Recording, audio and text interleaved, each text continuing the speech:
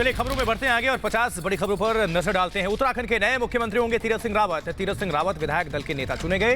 देहरादून में विधायक दल की बैठक में मुहर लगी। थोड़ी देर में राजभवन जाएंगे तीरथ सिंह रावत, राज्यपाल से करेंगे मुलाकात, विधायकों के समर्थन की देंगे चिट्ठी। वहीं आज शाम 4 बजे मुख्यमंत्री पद की शपथ लेंगे तीरथ सिंह रावत। उत्तराखंड के नए मुख्यमंत्री के तौर पर संभालेंगे कमान। खुद त्रिवेंद्र सिंह रावत ने विधायक दल की मीटिंग में किया उनके नाम का ऐलान। सीएम पद की घोषणा होने के बाद तीरथ सिंह रावत ने कहा कि मुझे जो जिम्मेदारी मिली है उसे पूरी तरह से निभाऊंगा, प्रदेश की भलाई के लिए काम करूंगा। दिल्ली में बीजेपी संसदीय दल की बैठक खत्म। पीएम मोदी भी बैठक में हुए शामिल। आगामी चुनाव से लेकर कई और मुद्दों पर हुई चर्चा। 1 साल बाद हुई संसदीय दल की बैठक।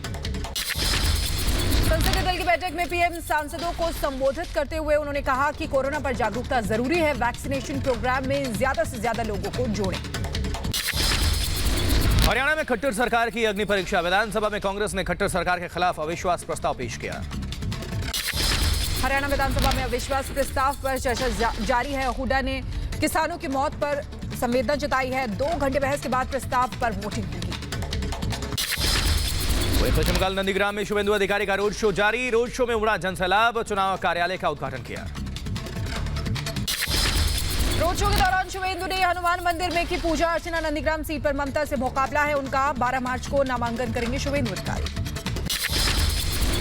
नंदीग्राम से आज पर्चा भरेंगी ममता बनर्जी। नंदीग्राम में शुभेंदु अधिकारी से ममता का मुकाबला। नंदीग्राम में 1 अप्रैल को डाले जाएंगे वोट। बंगाल चुनाव के लिए बीजेपी ने जारी की स्टार प्रचारकों की लिस्ट में 40 से स्टार प्रचारकों के नाम शामिल है। पीएम मोदी, अमित शाह और मिथुन चक्रवर्ती स्टार प्रचारक रहेंगे। नंदीग्राम में शुभेंदु के लिए प्रचार करेंगे मिथुन। 12 मार्च को नामांकन करेंगे शुभेंदु। स्मृति ईरानी और धर्मेंद्र प्रधान भी रहेंगे मौजूद। नंदीग्राम में ममता बनर्जी की रैली स्थल के पास प्रदर्शनकारियों का जमावड़ा। प्रदर्शन करने वाले लोग लगा रहे हैं टीएमसी के खिलाफ नारे। भारतीय जनता पार्टी नेता गिरिराज सिंह ने ममता बनर्जी पर साधा निशाना कहा। ममता चुनावी हिंदू हैं, उन्हें समझ में नहीं आ रहा है कि मंदिर जाएं या फिर मस्जिद। बंगाल के नए डीजीपी पी नीरज नयन ने संभाला कार्यभार। निष्पक्ष चुनाव करवाने की होगी बड़ी जिम्मेदारी। असम चुनाव को लेकर बीजेपी ने जारी की 20 स्टार प्रचारकों की लिस्ट। पीएम मोदी और योगी के साथ लॉकेट चटर्जी का भी नाम शामिल। असम में पहले चरण में 47 सीटों पर होने हैं चुनाव। अब तक 456 उम्मीदवारों ने फाइल किए हैं नॉमिनेशन। असम में 27 मार्च को है पहले चरण की वोटिंग। वहीं लाल किला हिंसा मामले में 2 आरोपी महेंद्रजीत और खेमप्रीत गिरफ्तार। महेंद्रजीत सिंह फर्जी दस्तावेजों के आधार पर देश से फरार होने की फिराक में था। सीआईएसएफ का 52वां स्थापना दिवस है आज। गृह सचिव अजय कुमार ने दी परेड को सलामी। गाजियाबाद में सीआईएसएफ के 5वें बटालियन कैंप में आयोजित किया गया कार्यक्रम। भारतीय नौसेना की समुद्री ताकत में और हुआ इजाफा। जंगी बेड़े में आज शामिल हुआ स्कॉर्पियन क्लास सबमरीन आईएनएस करंज। आईएनएस करंज मिसाइल और टॉर्पीडो से लैस है।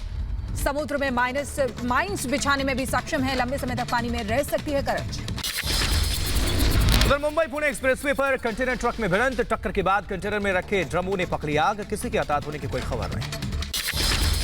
जम्मू कश्मीर के कठुआ में गत्ते की फैक्ट्री में भीषण आग लग गई। दमकल कर्मियों ने कड़ी मशक्कत के बाद आग पर काबू पाया। भारी नुकसान की आशंका जताई जा रही है। वहीं लोगों को आग से बचाने के दौरान शहीद फायर ब्रिगेड के एएसआई को दी गई श्रद्धांजलि। 8 मार्च को कोलकाता के स्टैंड रोड स्थित एक बहुमंजिला इमारत में लगी थी आग। एमपी के सीएम शिवराज सिंह चौहान ने पावरी गर्ल के अंदाज में भूमाफिया पर बोला हमला। कहा ये मैं हूं, मेरी सरकार है और मध्य प्रदेश में भूमि माफिया भाग रहे हैं। राजस्थान के कांग्रेस विधायक का विवादित बयान। विधानसभा में कहा आदिवासी खुद को नहीं मानते हिंदू, हमारे ऊपर हिंदुत्व थोपने की कोशिश ना हो। यूपी के सीएम योगी आदित्यनाथ ने पीताम्बरा पीठ पहुंचकर पूजा अर्चना की है। मध्य प्रदेश के दातिया में है पीताम्बरा पीठ। पश्चिम बंगाल के आसनसोल में छात्रों ने किया प्रदर्शन। नजरुल यूनिवर्सिटी बंद होने समेत कई मुद्दों के विरोध पर सड़क पर उतरे छात्र। आंध्र प्रदेश के कृष्णा में पुलिस को मिली बड़ी कामयाबी। पुलिस ने 50,000 की ड्रग्स जब्त की है। मामले से जुड़ी कड़ियां जोड़ने में जुटी है पुलिस। यूपी के अलीगढ़ में पुलिस को मिली बड़ी सफलता। ठगी करने वाले गैंग का पर्दाफाश। आगे की कार्रवाई में जुटी है पुलिस। मणिपुर की राजधानी इंफाल में 4 आतंकी संगठन के 20 उग्रवादियों ने सरेंडर किया है। मुख्यमंत्री एन बीरेन सिंह के सामने सरेंडर किया। उधर विशाखापट्टनम स्टील प्लांट के यूनियन लीडर्स ने किया प्रदर्शन। प्लांट के निजीकरण के ऐलान के बाद से नाराज हैं कर्मचारी। जम्मू के फैलाइन गांव गोलीकांड का मुख्य अभियुक्त गिरफ्तार हुआ है। गोलीकांड में गई थी एक ही परिवार के 3 लोगों की जान। वहीं यूपी के कानपुर में 2 युवकों का शव मिलने से सनसनी। 2 दिन पहले गांव से गायब हुए थे दोनों युवक। अपहरण के बाद हत्या की आशंका। कानपुर में गैंगरेप पीड़िता के पिता को ट्रक ने रौंदा, मौके पर ही मौत हो गई। परिजनों ने आरोपियों पर लगाया हत्या का आरोप। हरिद्वार के कुंभ में शामिल होने के लिए रेलवे ने जारी किया मोबाइल ऐप के जरिए श्रद्धालु ले सकेंगे जानकारी। यूपी के इटावा में शिव भक्ति में डूबे लोग, पुरुष के साथ महिलाएं भी 300 किलोमीटर की कांवड़ यात्रा में शामिल हुई हैं। बोल बम के नारे से गूंजा इलाका। खबरों में बढ़ेंगे आगे। अगली बड़ी खबर को आप सभी तक पहुंचाते हैं। यूपी के मथुरा से ये खबर है, जहां कुंभ वैष्णो बैठक के दूसरे शाही स्नान पर उमड़ा भक्तों का सैलाब। राधे कृष्ण के जयकारों से गूंज उठी कान्हा की नगरी। शिवरात्रि के एक दिन पहले जलाभिषेक के लिए मंदिरों में लगा भक्तों का तांता। अलीगढ़ के शिव मंदिरों में भी भक्तों की भारी भीड़। कोटा के साकेत ने रचा इतिहास। जेईई मेंस के रिजल्ट में 100% अंक हासिल करके टॉप किया। श्रीनगर में राष्ट्रीय स्तर पर टेनिस चैंपियनशिप का आयोजन। घाटी के खिलाड़ियों में दिखा उत्साह। कोविड की वजह से लंबे वक्त से थी खेल प्रतियोगिताओं पर रोक। और वहीं वडोदरा संग्रहालय के आर्ट्स को अब पोस्ट कार्ड पर छापने की तैयारी चल रही है। म्यूजियम के लघु चित्र को लोगों तक पहुंचाने के लिए लिया गया निर्णय। नेपाल की महिलाओं का दुनिया को संदेश। पति को पीठ पर उठाकर महिला पुरुष के बीच भेदभाव न करने का संदेश दिया है।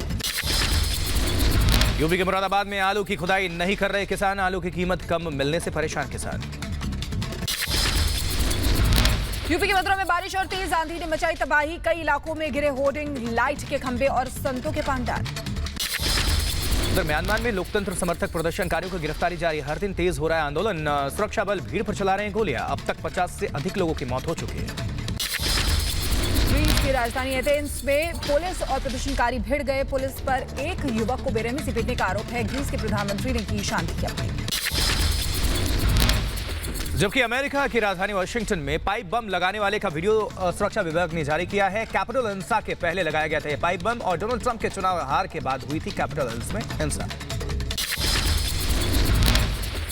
नेपाल में केपी शर्मा ओली और प्रचंड की पार्टियों की फिर से करवाना होगा पंजीकरण। दोनों की पार्टी के विलय को कोर्ट ने नकारा।